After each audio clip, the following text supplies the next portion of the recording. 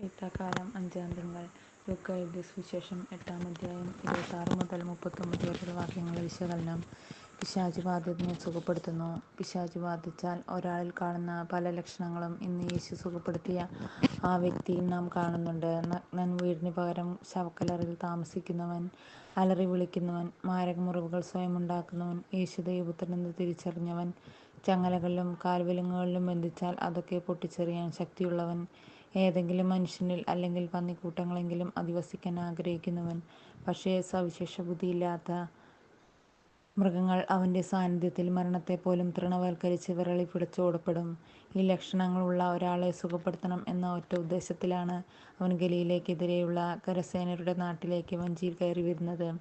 അവൻ്റെ വരവ് മുൻകൂട്ടി അറിഞ്ഞതുകൊണ്ടാകാം ലെഗിയോൺ അസാധാരണമായ വലിയൊരു കൊടുങ്കാറ്റുണ്ടാക്കി അവനെയും ശിഷ്യരെയും അപകടത്തിൽപ്പെടുത്താൻ ഉദ്യമിക്കുന്നത്.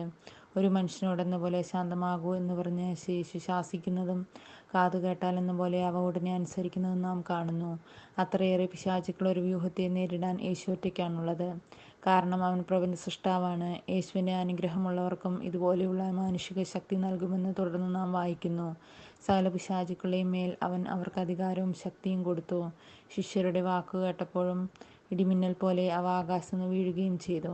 ഈ അധികാരം ലഭിക്കാതെ അല്ലെങ്കിൽ പൈശാചിക ബന്ധനം കൂടാതെ സുവിശേഷ വേലയ്ക്കിറങ്ങുന്നവരുടെ വ്യക്തിജീവിതത്തിലും കുടുംബജീവിതത്തിലും ആകസ്മികമായ തിരിച്ചടികളും തകർച്ചകളും ഉണ്ടാകുമെന്ന അവബോധം ഇത് നമ്മെ ഓർമ്മപ്പെടുത്തുന്നു.